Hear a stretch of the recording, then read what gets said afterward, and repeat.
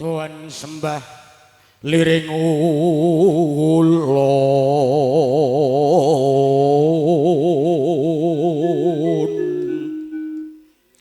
kapurba risang mubeng krat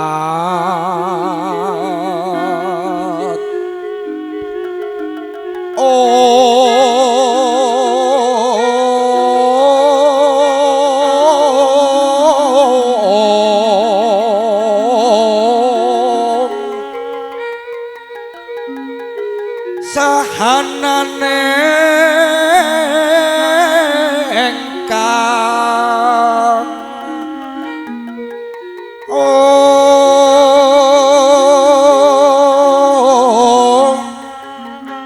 kanang sing tasih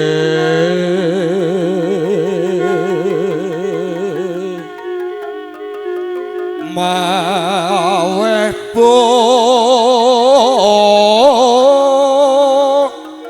kosawe gong yang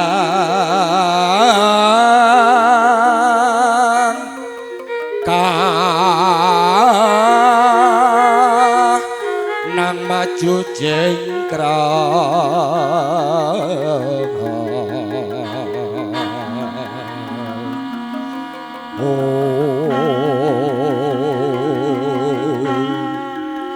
samya anugrah ing seswanto sakutra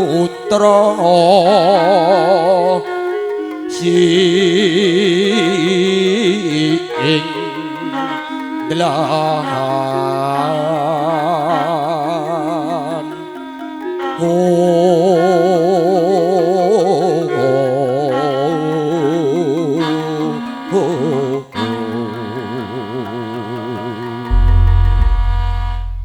sigro rep sidem permanen datan ana walang kang nalisih gegodhongan kang obah samirana datan lumampah ingkang kapireng karana sampun wonten pratandha saking kadang kula juru sasmita bilih panjenenganipun Ibu Juru Sumbaga sampun sumadya anggen nyumulas dana hangadi salira putra pinanganten sarimpit mugi tansah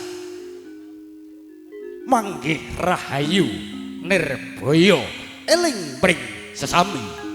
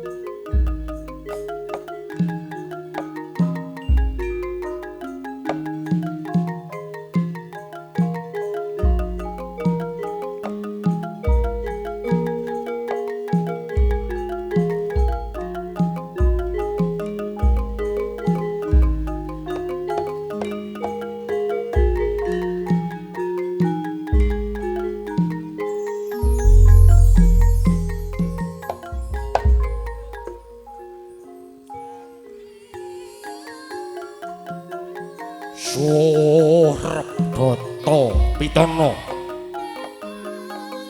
suh ateges sirna rep suasana tentrem data angesti Pitana iku luhur tentrem mahanani mewah kabejan kamulya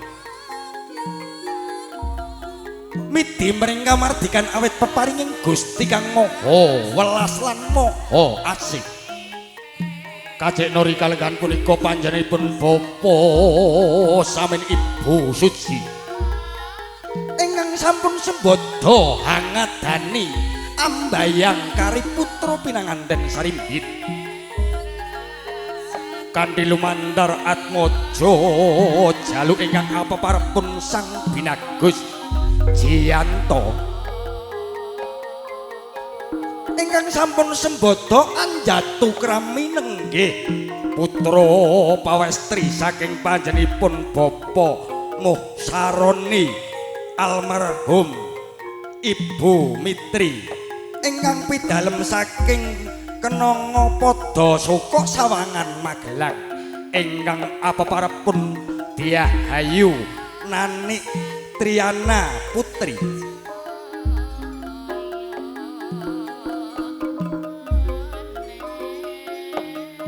Ari Surya ingkang sampun piniji dening pamenggugaten nggih dumawah ing Ari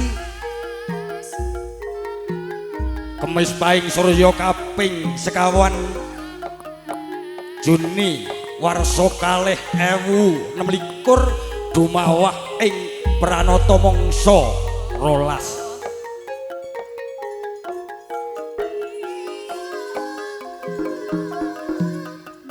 kanthi menika pun kula gimar benjol wicara kinen miyak sepining swasana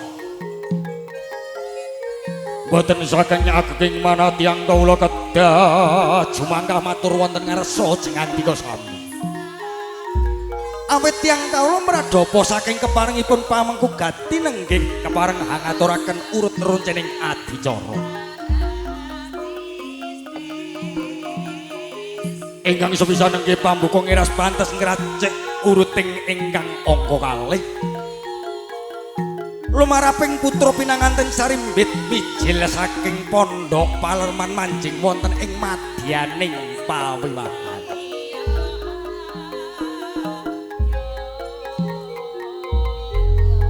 apabila sampun dumugi ing pawiwahan kandhek sawetawis nenggih panjenenganipun Bapa Danento kepareng hangaturaken pasrahing pinanganten Sarimbit minangka pangawak saking panjenenganipun Ibu Mitri ingkang mijil saking Kenanga Pada Suka Sawangan Magelang palipurna pasrahing pinanganten Sarimbit nulya daya katampi saking panjenenganipun Bapa Suryanto minangka pangawak saking panjenenganipun Bapa Samit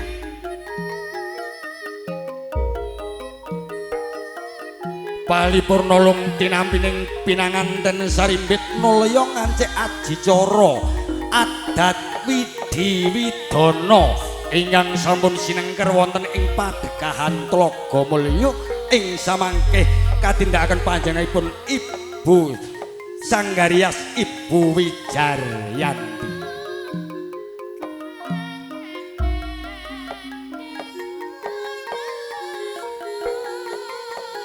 ambak pilih adat Widi Widana paripurna tumuli swanipun para kadang krida daya Juruladi kepareng badhe marak sowan atur pasugatan jengandika para lenggah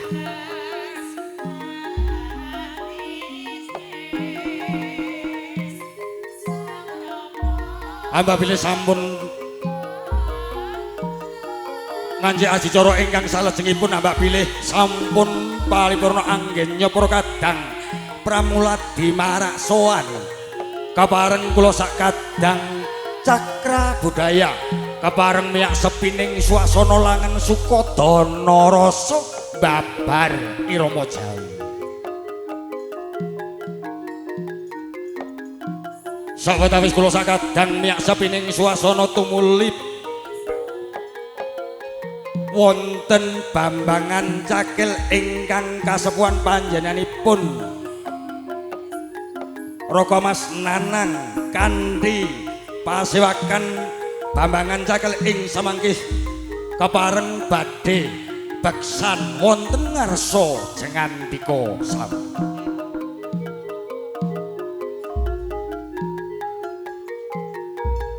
apabila sampun sawetawis para kadang Bambangan Cakil anggenya miyak sepining swasana nulya Ibu Juru Sumbaga kepareng badhe ngaturaken sembah sungkem pinanganten Sarimbit dengan tiang aspuh ingkang sungkem wonten ngarsanipun Bapa Samin Dalasan Bapa Suji Putra Plowongso.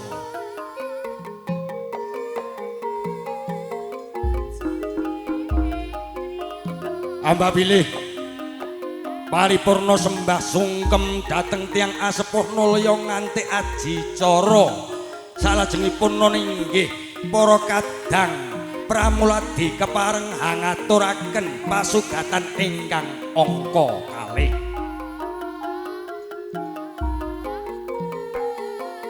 Sawetawis ngaturaken pasugatan ingkang angka kalih nulya nganti aji cara ingkang salajengipun nenggih Astungkara nenggih ingkang sinebat atur pambagya yuwana ingkang samangke panjenenganipun Bapa Samin Putra Plowongso boten kewawi marak matur wonten ngarsa jengandika sami ing pramila samangke nyuwun gongan panjenenganipun Bapa Sastra Diarjo.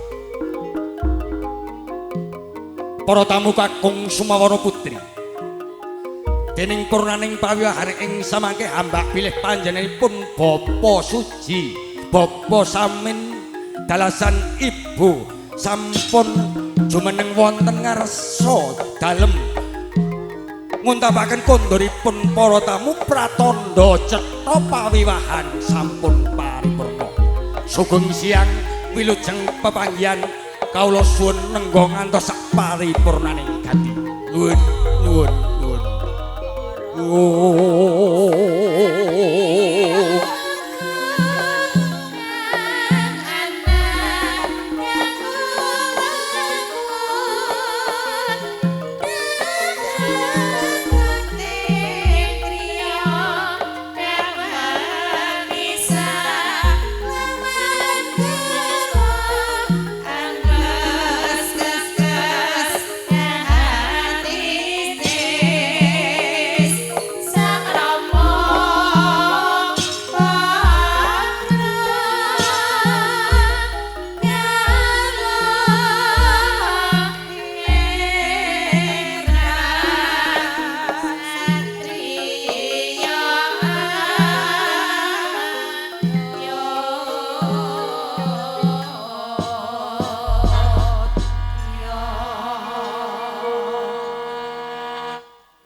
Sang handika perenggah mekaten menggah gelaring pambukaning adicara ing siang punika kanthi mekaten karana sampun wonten pratandha saking Ibu Juru Sembaga Anggenya Mulasdana Hangadi Salira sampun paripurna kepareng pawiwahan tumuli kapurwakan kanthi menika katur dumateng panjenenganipun Bapa Dananto ingkang mijil saking Kenanga padha soka Sawangan Magelang kepareng jenggaraken pinanganten sarimbit kunjuk wonten sakngajenging kori pendapi jroning lumaksana jenggaring pinanganten sarimbit lamun den mulat tansah binayang kari Candranya.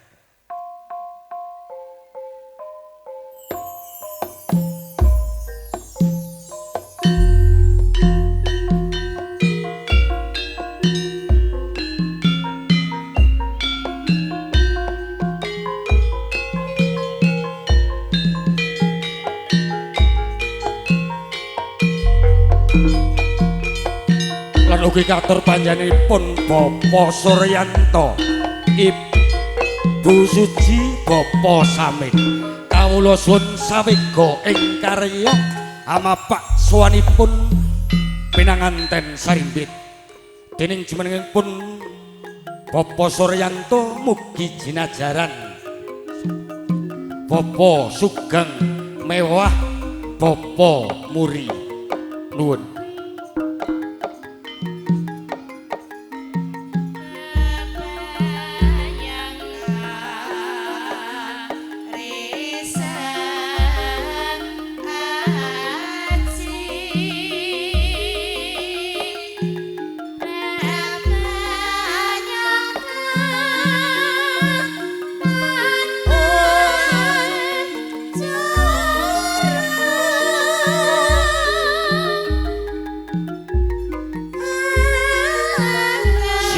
Bro tindak ira pinanganten Sarimbit jejel riel adu pamidangan kang nedya ngiras pantes nyuwun marang ngarsaning Gusti kang karel kulko kang nedya nyuwun tambahing donga pangestu kang bakal ngancik ana ing madyaning bebrayan agung lamun to Cinandra Warnudya sulestianing warna datan mantra-mantra titaing kujang para bersasat amsa kaswargan tumurune madya padha dasar beso sangat disalira tata rinengga busana kang sarwa endah katinggal merayak pasmone araga-raga sak sulabawane sarwa patut lembut Nurareng lati sinungging esem netra tinarbawa tresna lambean lelewa asih jangkah semu jinjit sajak anjingkat nanging ora jarak yen ngendika asih asemu groyok tregal tregen nanging ora drawasi mula sinebat gedang Mas Cindil Puspito gedang Mas Soko penganten kakung Cindil Puspito penganten putri kacar kucur kucaping para winasih ing jinempo ing langit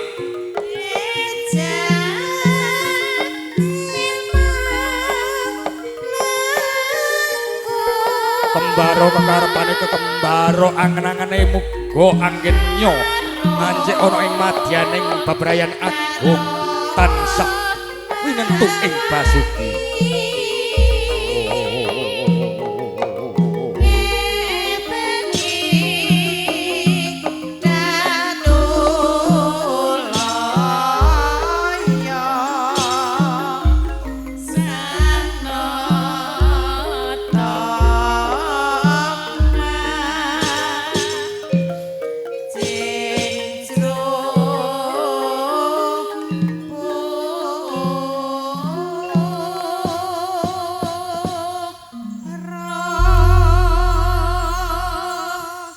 ketinggal lulus raharja swaning pinanganten Sarimbit ingkang kaarak panjenenganipun Bapa Dananto kanthi mekaten katur panjenenganipun Bapa Dananto ingkang mijil saking Sawangan Magelang pinangka tuwa-tuwangganing saking Bergada Pisan Sutrisna mugi wonten lilah dalem angaturaken pasrahing pinanganten Sarimbit swasana saha papan kawula aturaken sumangga nuwun.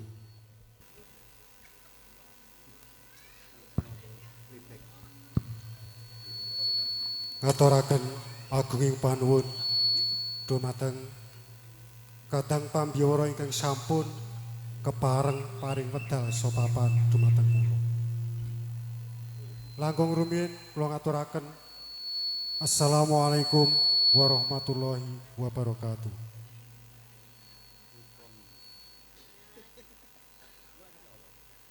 Ugi kepareng ngaturaken amit pasang palimatabe ilo-ilo dina linepatna ing ilo duni tinebena tulak sarik dumawaing tawang toang mugi tansah rineksa sa tinebena saking panggodaning nyawa satru kawula. Hayu hayu rahayu. Ingkang tuhu kinabekten sesepuh bini sepuh pangban pangbating praja para satriyaning negari ingkang mahambek berbudi dharma pantes kalamuta den pinundi pundi panjenenganipun para alim ulama ingkang rinten lan dalunipun tansah sumanding pustaka suci wahyuning ilahi pinangka panuntun kiblating panembah ingkang satuhu luhuring budi. Ugi datan kekilapan para kadang seniman seniwati ingkang pinangka oyot pamekaring kabudayan Jawi ingkang satuhu adi luhu. Sumawana dumateng ngarsanipun sagung para lenggah kakung Sumawana putri para kadang werda madya muda ingkang satuhu bagya mulya. Kanthi trap sila ing budi miwah ngaturaken sewu-sewu agunging pangsama. Keparenga kula cumantaka satemah gempil kamardikaning para pinggah sami ingkang katemben sekeca dalah eca klaras ginem ganda rasa. Niki prada pawis saking keparengipun Ibu Mitri sekalian Bapa Moh Saroni almarhum. Kula ingkang kepareng ngaturaken menggah sedya darmanipun wonten ing ri kalenggahan punika. Amung sakderengipun kula hamurwani lekas wekasing karti gadining sedya. Karana imut bilih panjenengan sedaya lan kula menika jejering titah swantah ingkang tansah hamung nindakaken dumateng purbaning kausian. Pramila sampun nama pantes dalah wajib bilih panjenengan sedaya lan kula menika tansah suka pangklembono saha angujaken puji dalah syukur dumateng ngarsanipun Gusti Hyang Sukmana ingkang sampun akluberaken ros kabagyan katentreman menapa dene kawilujengan ingkang tansah manunggal nyawiji ing sanubari. Ugi datan kekilapan sholawat salam ingkang sampun tinampi dening guru sejati jalma pinastika ninggih Kanjeng Nabi Agung Muhammad sallallahu alaihi wasallam. Mugi tansah linubaraken dumateng panjenengan sedaya menapa dene kula babaring pangayoman saking gumelaring jagat wadat donya punika ngantos dumugi ing loka baka. Sagung para lenggah minulya ingkang sepisan panjenenganipun Ibu Mitri lumantar kula ngaturaken sungkem pangbekti ingkang kumedah kedah katur wonten ngarsanipun sagung para lenggah linanggung dumateng panjenenganipun Ibu Bapa samin sekalian.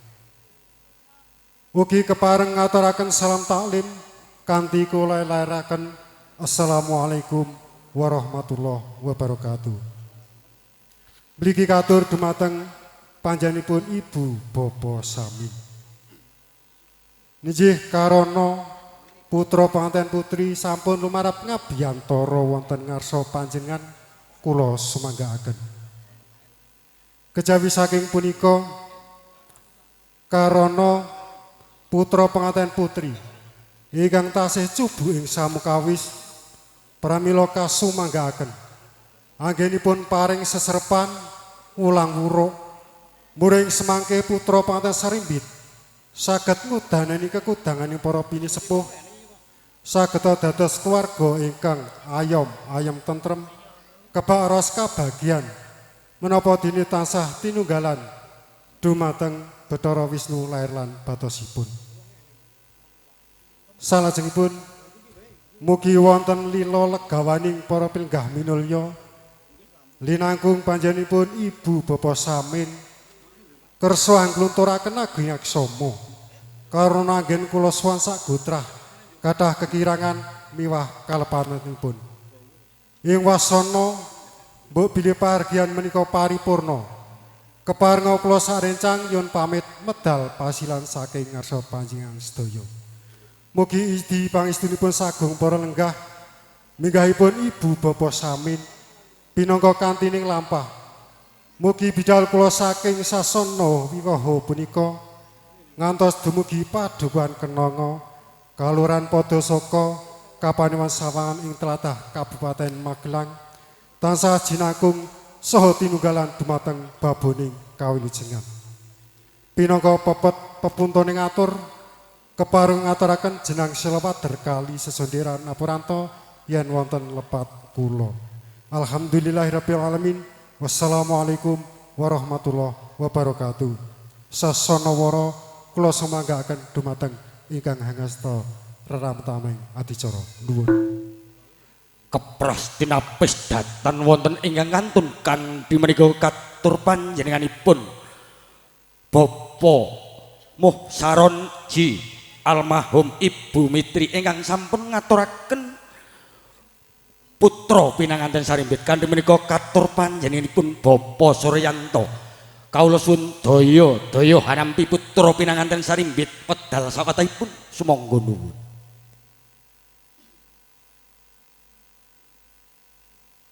Nuwun dening wedal ing sampun kaparingaken dumateng jasad kula kakepareng haminangkani pamundhutipun Bapa Pamengkugati. Saderengipun kepareng kula ngaturaken assalamualaikum warahmatullahi wabarakatuh.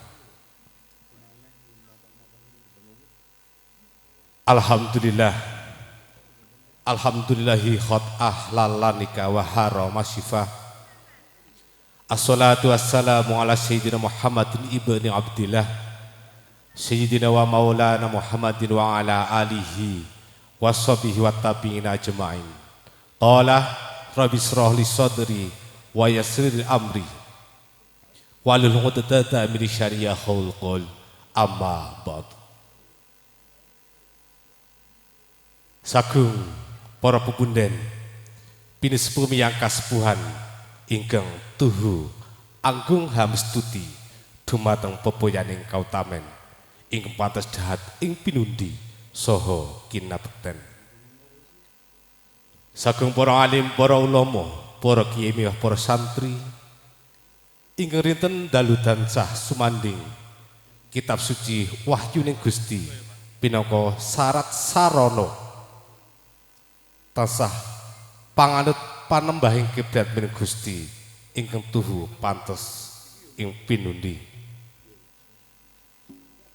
Miwah pangemban-pangemboting praja kinarya satriyaning negari ing wewengkon padekahan Tlaga Lili ingkang tansah hamengku songsong agung pinangka pangayomaning kawula dasi ketuhu berbudi bawa leksana. Panjenenganipun Bapa pisan kinasih ninggih Bapa Muh Roji almarhum sekali Ibu Mitri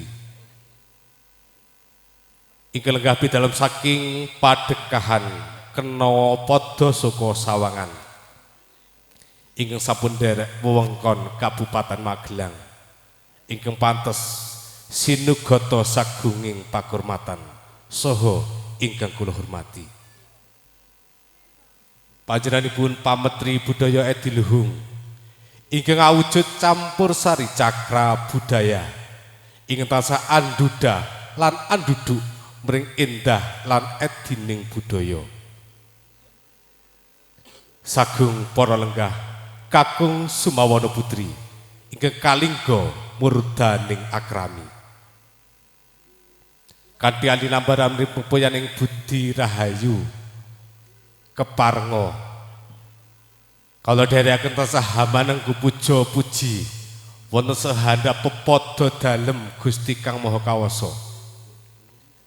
Dene wonten ing wekdal punika sampun kersa ambabal sih nugraha daya lan pangaribawa mugi tansah kajiwa kasarira jenandika para lenggah minulya waradin sagung dumadi. Salam solawat mugi tansah kunjuk katur dumateng Sang Mustikaning jalma haminangka sesekaring bawana ninggih Gusti Rasul panutan Muhammad sallallahu alaihi wasallam ing sangat adreng ing pangantu-antu mugi tansah pikantuk safangat pitulunganipun sekawit jumeduling cakrawala ndungkap kukuting donya linangkung benjang wonten ing alam delahan. Sagung para lenggah kakung miwah putri ngesatuhu kinabekten. Kanthi keparenga kula tiyang kula Cumantaka Gumajik datan mangayer minangkali saking budutipun Bapa Samin kang kepareng hanampi menggah atur pasreng Sri Atmaja temanten sakembaran saking panjenenganipun Bapa Musroji lumantar Sang Dharma Wicara minangka Narpa Jundaka. Ewondene kula hanglenggana hanamung boboting tiyang ingkang jugul cubluk ambalela datan asor ing sak samukawisipun. Babagan unggah-ungguh tata krama muna muni. Minggahing pranataning parama basa lan sastra datan kirang hanuju prana estu kula atada wedana nyuwun lumunturing agunging pangarsami. Ewon dening Kakbisnu saking panjenenganipun Sang Narpa Jundaka Duta Sarya panjenenganipun Bapa Musaroji ngaturaken salam taklim utawi salam kawilujengan kawula tampi kanthi asta kekalih mugi dumawas sami-sami pikantuk ridha pitulunganing Gusti satemah salam taklim pinangka sinambunging kekadangan. Ewon dini panjenenganipun Sang Narpa Jundaka ngaturaken Sri Atmaja temanten sakembaran. Bismillahirrahmanirrahim kanthi kairing donga Sri Atmaja temanten sakembaran kawula tampi ing semangkih badhe katur panjenenganipun Ibu Pangadi Busana ing murih mengki inggal kaudhop kadhaupna midherek satataning adat widi widana ingkang sineker ing mriki mugi ing tembe dados keluarga ingkang sakinah mawaddah miwah warahmah. Ewon dene bab panggulawentahing putra sendika dawuh sekawit putra setunggal dados kalih dados tanggal jawabing tiyang sepuh sedaya ing mugi putra kekalih waket jumbuh kekalian kekudanganing tiyang sepuh satemah waket dados putra ingkang ayem tentrem minggahing sakinah mawaddah miwah warahmah. Parandening ing mbok bilih adicara pahargyan prasaja sangkem pun kaanggep waradin. Panjenenganipun Bapa pisan kinasih badhe ngersakaken kundur. Saking panjenenganipun Bapa sami lumantar atur kula tebih saking raos panundung. Hanamung ngaturaken jurunging pandonga. Mugia kundur Bapa pisan kinasih sak pengombyong wiwit saking menika papan dungkap dal suang-suang tansah tinembe mring pringga bayaning marga sehingga waket pinanggih kalih keluarga suang-suang kanthi wilujeng.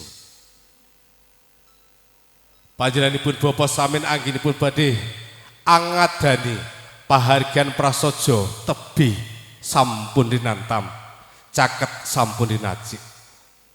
Namung kewala ing mbok bilih anggenipun Bapa Samin hananggapi rawuhing Bapa pisan kinasih. Sae kirang waradin angginya jawat asta minggahing atur papan pilenggahan kirang nuju prana minggahing bojok rami kirang mirasa mugia Bapa pisan kinasih kepareng paring pangapunten dumateng panjenenganipun Bapa Samin sak keluarga. Ewon dini saking panyuwunipun Bapa Samin panjenenganipun pengombyong Sri Atmaja temanten putri kasuwun handherekaken lenggah wonten ing papan ingkang sampun kasediaaken datan ngrantu menggah lajuning adicara ing lumampah ngiras pantes paring donga pangestu dumateng Sri Atmaja temanten sakembaran. Nerinjih bahwa menawi nang mekaten atur kula haminangkani pamundhutipun Bapa Samin kang kepareng hanampi atur pasrahing Sri Atmaja temanten putri kula anglenggono kiranging pangertosan bab ing samukawis ing pramila panjenenganipun bapa kinasih mugia angluberna pangapunten ingkang tumanduk dumateng jiwangga kula usana kanthi pepet bubut sing atur wallahu muwaffiq ila awaq min thoriq wassalamualaikum warahmatullahi wabarakatuh wedal kula kandharaken dumateng bapa pangendhaliwara nuwun gamblang wijang kadidene kapapak obor sewu ing Wancilatri kanthi menika katur panjenenganipun Bapa Suryanto dalasan besan sutresna kapareng jabat asta pinangka pratandha cetha pinanganten sarimbit sampun katampi kanthi makaten katur panjenenganipun Ibu Juru Sumbaga kapareng mratitesaken adat Widi Widana ginepyokan ron saha kaunjukan tirta wening jroning lumaksana ginepyokan tansah lamun den mulat kadya cantaka tinerak ing angkasa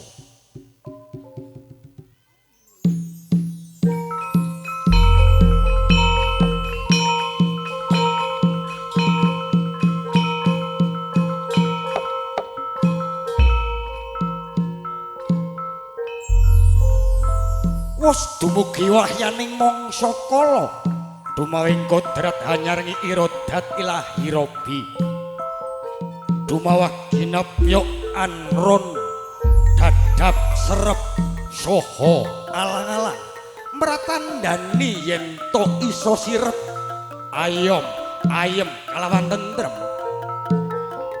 Rama dalah ibu kang nedya hanyingkirake nganggo ron apa-apa mbak menawa ana perengga bayaning marga bisa sirna larut marga dadi kaunjukan tirta wening saking bapa mratandani penggalih pinanganten sarimbit saged wening ingkang dados panjangkanipun sang ibu kaunjukan tirta wening ngiras pantes bapa kalawan ibu ing samangke kapondhong kagendhong dening Rama dalah ibu nganti lumadining sindur ingkang arupi sindur gula klapa